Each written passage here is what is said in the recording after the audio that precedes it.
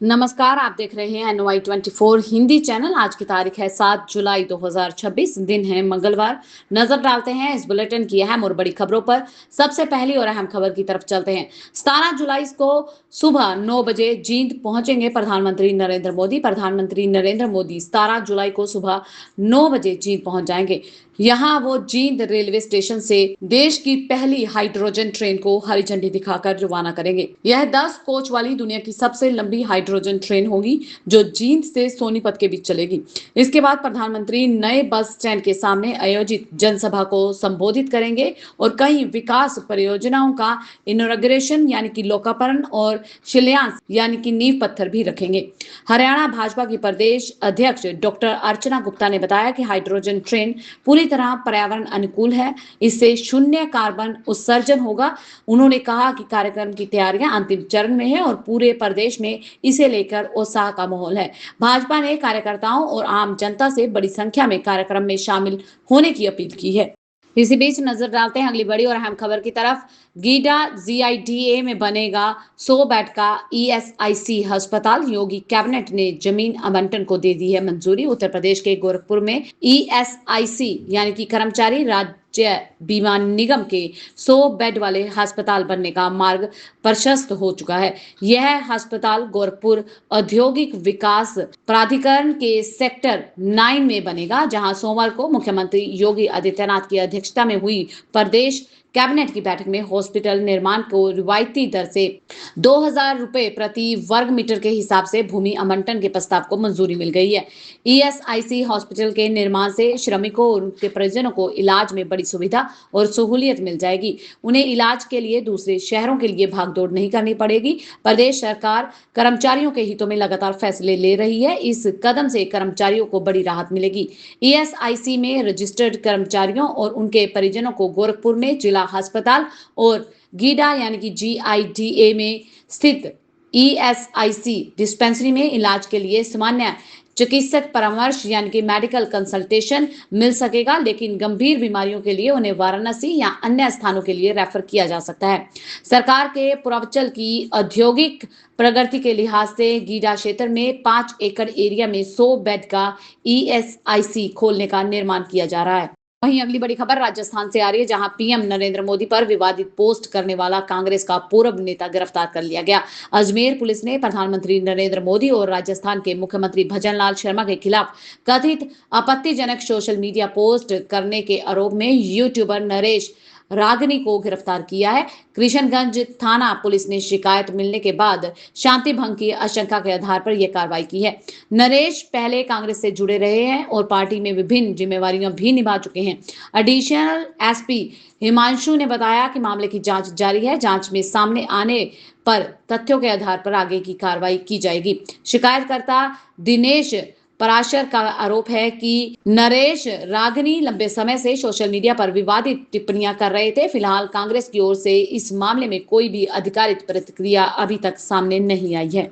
वहीं अगली बड़ी खबर हिमाचल प्रदेश से आ रही है, जहां बादल फटने से 2 पंचायतों में भारी तबाही मच गई। चलती गाड़ी पर पत्थर गिरने से एक किशोरी की मौत हो गई।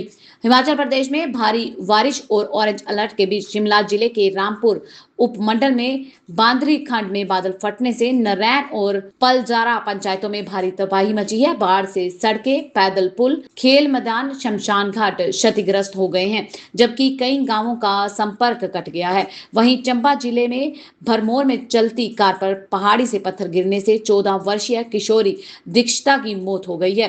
प्रदेश के कई जिलों में लगातार बारिश से जनजीवन प्रभावित हुआ है। मंडी, कुल्लू, लाहौल स्पीति में सड़कें बंद रही हैं। कई गांवों की बिजली आपूर्ति बाधित हुई है और जोगिंदर नगर में बाढ़ जैसे हालात बन गए हैं।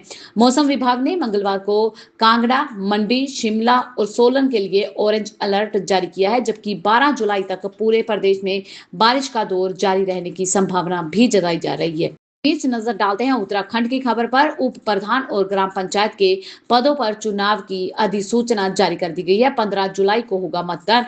उत्तराखंड राज्य निर्वाचन आयोग ने प्रदेश के 12 जिलों में खाली पड़े उप प्रधान और ग्राम पंचायत के कुछ पदों पर उपचुनाव की अधिसूचना जारी कर दी है। हरिद्वार जिले को छोड़कर अन्य सभी जिलों में 15 जुलाई को मतदान होगा। आयोग के अनुसार नामांकन से लेकर मत गणना और परिणाम घोषित करने तक की पूरी प्रक्रिया एक ही दिन में संबंधित ग्राम पंचायत मुख्यालय पर पूरी की जाएगी। आयोग ने बताया कि नामांकन पत्रों की बिक्री 8 से लेकर 14 जुलाई तक क्षेत्र पंचायत मुख्यालयों पर होगी, जबकि 15 जुलाई की सुबह नामांकन की अंतिम प्रक्रिया पूरी की जाएगी। जिला निर्वाचक अधिकारी आज 7 जुलाई को अपने अपने जिले के विस्तृत चुनाव कार्यक्रम जारी करेंगे। इसकी सूचना संबंधित पंचायतों व सरकारी कार्यक्रमों में सार्वजनिक रूप से दे दी जाएगी। नजर डालते हैं अगली बड़ी और अहम खबर की तरफ। रजनी पाटिल बोली कि संगठन के लोगों के शिकवे थे, सीएम मंत्रियों से बात करवाई। कांग्रेस की हिमाचल प्रदेश प्रभारी रजनी पाटिल ने कहा कि सरकार और संगठन के बीच बेहतर समन्वय बेहद जरूरी है। उन्होंने बताया कि हाल ही की बैठकों में संगठन के पदाधिकारियों ने अपनी शिकायतें रखी थी, जिसके बाद उनकी मुख्यमंत्री और मंत्रियों से बातचीत करवाई गई। पाटिल ने कहा कि सभी पदाधिकारियों की जिम्मेवारियां तय कर दी गई हैं और हर 3 महीने में उनके कामकाज की समीक्षा होगी। संतोषजनक प्रदर्शन न करने वालों को पद से हटाया भी जा सकता है। रजनी पाटिल ने कहा कि पार्टी के सभी मंत्रियों को एक एक जिले का प्रभार दिया जाएगा, ताकि वे कार्यकर्ताओं से सीधा संवाद कर संगठन को मजबूत बना सकें। वहीं प्रदेश कांग्रेस अध्यक्ष विनय कुमार ने दावा किया कि सरकार और संगठन मिलकर काम कर रहे हैं। पाटिल ने कार्यकर्ताओं से अगले साल होने वाले विधानसभा चुनावों में कांग्रेस की जीत सुनिश्चित करने की पूरी ताकत से जुटाने के आह्वान भी किया। बढ़ते हैं अगली बड़ी और अहम खबर की तरफ। राम मंदिर में कितना आया चढ़ावा, कहाँ हुए खर्च और ट्रस्ट ने पाई पाई का हिसाब दे दिया। श्री राम जन्मभूमि तीर्थ क्षेत्र ट्रस्ट ने सोमवार को दान चोरी और अहम इस्तीफा नियुक्तियों को लेकर जानकारी दी है। प्रेस कॉन्फ्रेंस करके राम मंदिर दान चोरी और एसआईटी जांच की जानकारी दी गई। इससे राम मंदिर ट्रस्ट की ओर से अब प्राप्त की गई जानकारी पूरा ब्यौरा दिया गया है। ट्रस्ट की ओर से जारी प्रेस रिलीज में इसकी जानकारी दी गई है। ट्रस्ट के कैशियर गोविंद देवगिरी ने मीडिया को संबोधित करते हुए ट्रस्ट की ओर से दान की सारी जानकारी दी है। राम मंदिर ट्रस्ट ने दान और खर्च की पाई पाई का हिसाब सार्वजनिक कर दिया है। 6 जुलाई 2026 को हुई बैठक के बाद प्रेस रिलीज में निधि समर्पण और कंपर्स दान के लेकर 3,264 करोड़ रुपए मिले थे, जिसमें से 2,370 करोड़ निर्माण में खर्च कर दिए गए। 13 मार्च 2026 तक 582 करोड़ का कुल चढ़ावा आया था। कोषाध्यक्ष गोविंद देवगिरी ने दान चोरी की अफवाहों को खारिज करते हुए कहा कि 2,926 सुरक्षित वस्तुओं की सूची दिखाई है और साथ ही उन्होंने स्पष्ट किया कि चांदी को सरकारी टकसाल से गलाकर सुरक्षित रखा गया है। बड़ी खबर यूपी से आ रही है, जहां ट्रैक्टर से गिरा युवक, पीछे चल रहे रोटावेटर ने किए टुकड़े टुकड़े। खेत की जुताई के दौरान हुआ हादसा। चंदौली के थानापुर थाना क्षेत्र के तोरवा गांव में सोमवार को शाम खेत की जुताई के दौरान हुए दर्दनाक हादसे में 30 वर्षीय युवक की रोटावेटर की चपेट में आने से मौके पर मौत हो गई। हादसे के बाद खेत में अफरा तफरी मच गई। सूचना मिलते ही पुलिस मौके पर पहुंची, शव को कब्जे में लेकर पोस्टमार्टम के लिए भेज दिया गया। घटना के बाद परिवार में कोहराम मचा हुआ है, जबकि पूरे गांव में शोक की लहर दौड़ गई है। जानकारी के अनुसार तोरवा गांव निवासी पंकज सिंह, जिसकी उम्र 30 साल बताई जा रही है, सोमवार को शाम करीब 4 बजे गांव निवासी हरिमोहन सिंह के ट्रैक्टर पर बैठकर खेत की जुताई के लिए गया था। आई विटनेस की अगर बात की जाए तो उनके अनुसार जुताई के दौरान अचानक उसका संतुलन बिगड़ गया, वह ट्रैक्टर से नीचे जा गिरा। इससे पहले कि चालक वाहन रोक पाता, पीछे चल रहा रोटावेटर ने उसे अपनी चपेट में ले लिया। हादसे के बाद खेत में मौजूद लोगों ने शोर मचाते हुए तत्काल ट्रैक्टर रुकवाया। ग्रामीणों ने किसी तरह रोटावेटर से पंकज सिंह को बाहर निकाला, लेकिन तब तक उनकी मौत हो चुकी थी। घटना के बाद खेत में मौजूद लोगों के बीच में अफरा तफरी का माहौल बन गया। इसी बीच अगली खबर बिहार से आ रही है, जहां मुंगेर में आतंकी साजिश का खुलासा हुआ है। पाकिस्तानी गैंगस्टर से संपर्क के आरोप में युवक को गिरफ्तार कर लिया गया। बिहार में मुंगेर जिले के तारापुर थाना क्षेत्र में पुलिस ने आतंकी गतिविधियों की कथित साजिश रचने के आरोप में एक युवक को गिरफ्तार किया है। पुलिस का दावा है कि गिरफ्तार युवक सोशल मीडिया के माध्यम से एक पाकिस्तानी गैंगस्टर के संपर्क में था। उसके पास से एक देसी पिस्टल, खाली मैगजीन और मोबाइल फोन बरामद किया गया। मामले में 3 आरोपियों और लोगों के खिलाफ प्राथमिकता एफआईआर दर्ज करके जांच शुरू कर दी गई है। एसडीपीओ कुमार देवेंद्र ने बताया कि गुप्त सूचना के आधार पर रविवार को देर रात थाना अध्यक्ष राजकुमार के नेतृत्व में खानपुर गांव में छापेमारी की गई थी। इस दौरान आरोपी सद्दाम पिता मूस शमशेर पुलिस को देखकर भागने लगा। पुलिस ने उसे पकड़ लिया और तलाशी के दौरान उसके पास से रेडमी कंपनी का मोबाइल फोन बरामद किया गया। पुलिस के अनुसार मोबाइल की जांच में ये पता चला कि राणा भाई नाम से सेव एक पाकिस्तानी नंबर है, जिसे जांच में पाकिस्तानी गैंगस्टर राना हुसैन से जुड़ा बताया जा रहा है। हालांकि इस संबंध की अभी तक पुष्टि नहीं हुई। पुष्टि के जांच के बाद ही हो सकेगी। नजर डालते हैं अगली बड़ी और अहम खबर की तरफ। जुल्हेड़ा के पूर्व प्रधान राजे त्यागी का देहांत हो गया। जुल्हेड़ा गांव के पूर्व प्रधान राजे त्यागी का सोमवार को निधन हो गया। वह 71 वर्ष के थे। पिछले कुछ समय से अस्वस्थ चल रहे थे। उनके निधन की सूचना मिलते ही गांव और आसपास के क्षेत्र में शोक की लहर दौड़ गई है। राजे त्यागी अपने कार्यकाल में विकास कार्यों और सामाजिक सरोकारों के लिए जाने जाते थे। ग्रामीणों के अनुसार उन्होंने प्रधान रहते हुए गांव के कई विवादों का आपसी सहमति से समाधान करवाया है। उन्होंने जुल्हेड़ा गांव में देहात फिल्मों की शूटिंग के लिए फिल्म निर्माताओं को आवश्यक सहयोग सुविधाएं उपलब्ध करवाई हैं। उनके पिता प्रकाश चंद त्यागी और भाई गजेंद्र पाल त्यागी भारतीय प्रशासनिक सेवा यानी कि IAS के अधिकारी हैं। उनकी अंतिम यात्रा में जन प्रतिनिधियों, सामाजिक संगठनों के पदाधिकारियों और ग्रामीणों ने शामिल होकर उन्हें श्रद्धांजलि अर्पित की। बढ़ते हैं अगली बड़ी और अहम खबर की तरफ। रील बनाने के दौरान बागमती की तेज धारा में बहा युवक, देर शाम तक नहीं मिला कोई सुराग। चौगम थाना क्षेत्र के बरौने घाट पर सोमवार को सोशल मीडिया के लिए रील बनाने गया एक युवक बागमती नदी की तेज धारा में बह गया।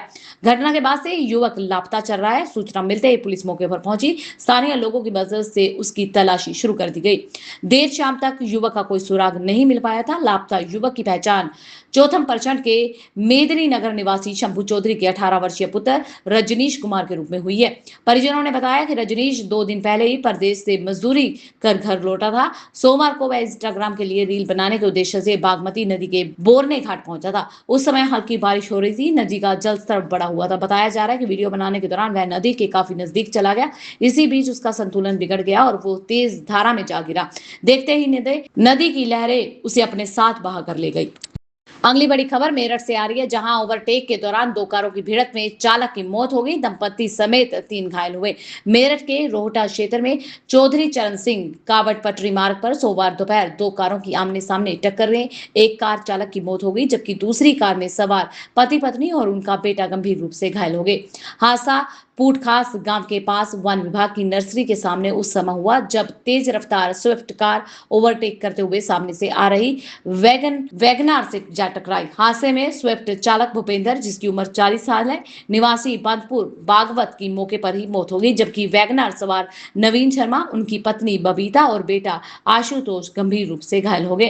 पुलिस ने घायलों को CHC रोहटा पहुंचाया, जहां से उन्हें मेरठ मेडिकल कॉलेज रेफर कर दिया गया। दुर्घटना के बाद कावट पटरी मार्ग पर लंबा जाम लग गया, जिसे पुलिस ने क्षतिग्रस्त वाहनों को हटाकर वहां से खुलवाया। बढ़ते हैं अगली बड़ी और अहम खबर की तरफ। अगली खबर पंजाब से आ रही है, जहां पंजाब में कांग्रेस के बीच में आपस में खींचातानी चल रही है। अमरिंदर सिंह राजा वड़िंग को हटाने की मांग पर अड़े हुए हैं चरणजीत सिंह चन्नी। हाईकमान की बढ़ रही हैं मुश्किलें। चरणजीत सिंह चन्नी और उनके समर्थकों ने अमरिंदर सिंह राजा वड़िंग को प्रदेश कांग्रेस अध्यक्ष पद से हटाने की मांग तेज कर दी है, जिससे पंजाब कांग्रेस का अंदरूनी विवाद और गहरा हो गया है। पार्टी हाईकमान ने मामले को सुलझाने के लिए संगठन महासचिव KC वेणुगोपाल और पंजाब प्रभारी भूपेश बघेल को सक्रिय किया है।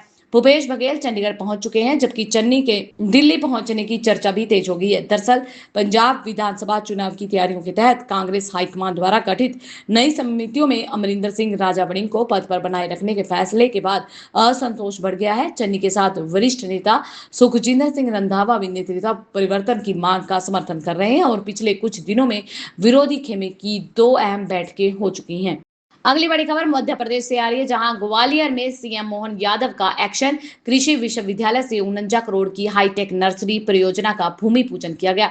मध्य प्रदेश के मुख्यमंत्री डॉक्टर मोहन यादव ने ग्वालियर दौरे के दौरान किसानों को प्राकृतिक खेती, आधुनिक कृषि तकनीक, दुग्ध उत्पादन को अपनाने का संदेश दिया है। राजमाता विजयाराजे कृषि विश्वविद्यालय में आयोजित कृषि कार्यशाला में मुख्यमंत्री ने कृषि क्षेत्र से जुड़ी अहम योजनाओं का शुभारंभ किया।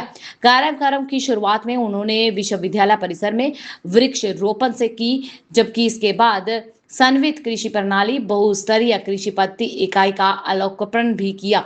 इस अवसर पर ऊर्जा मंत्री प्रद्युमन सिंह तोमर, कृषि मंत्री एदम सिंह, उद्यानिकी मंत्री नारायण सिंह, सांसद भारत सिंह सहित कई जन प्रतिनिधि मौजूद रहे। कार्यक्रम के दौरान मुख्यमंत्री ने 49 करोड़ रुपए की लागत से बनने वाली हाईटेक नर्सरी और फ्लोरिकल्चर गार्डन परियोजना का भूमि पूजन भी किया।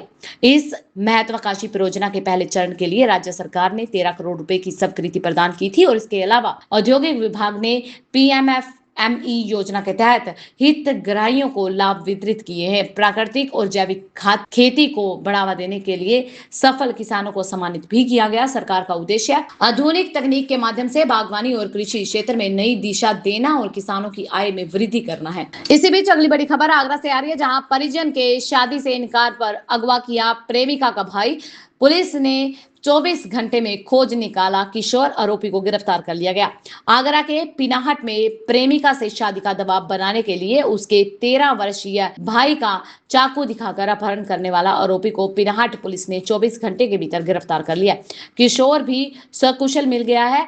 पुलिस को आरोपी के कब्जे से वारदात में यूज किया गया चाकू भी मिला है। कस्बा पिनाहट में एक मोहल्ले की युवती और मोहल्ला पठान निवासी मोसिम खान के बीच पिछले करीब 2 वर्षों से संबंध थे। दोनों शादी करना चाहते थे, लेकिन युवती के परिजन विवाह के लिए तैयार नहीं थे। आरोप है कि युवती की शादी दूसरी जगह तय होने की जानकारी मिलने पर रविवार को मोसिम खान चाकू लेकर युवती के घर पहुंचा और उसके 13 वर्षीय भाई की गर्दन पर चाकू रखकर उसे जबरन अपने साथ ले गया। घटना के बाद किशोर की मां की तहरीर पर थाना पिनाहट में आरोपी के खिलाफ अपहरण की प्राथमिकता यानी कि एफआईआर दर्ज करवाई गई। किशोर की तलाश में पुलिस की तीन टीमें लगाई गई थी और सोमवार को शाम मुखबर सर्विस लाइन की सूचना पर पुलिस ने कस्बा पिनाहट में चंबल नहर क्षेत्र में बीहड़ में घेराबंदी करके किशोर को खोज लिया। आरोपी मोहसिन खान को चाकू सहित गिरफ्तार किया गया। पुलिस ने किशोर को उसके परिजन को सुपर्द कर दिया और थाना प्रभारी पिनाहट ने बताया कि आरोपी के विरुद्ध विधिक कार्रवाई की जा रही है और साथ ही मामले की विवेचना जारी है। ये थी अब तक की मुख्य और बड़ी खबरें। ऐसी और खबरें जानने के लिए चैनल को सब्सक्राइब कर ले, बेल आइकन को प्रेस कर ले ताकि आपसे आने वाली खबरें मिस ना हो। मिलते हैं अगली वीडियो में, तब तक के लिए आप खुश रहें, सुरक्षित रहें, हम यही दुआ करते हैं। धन्यवाद।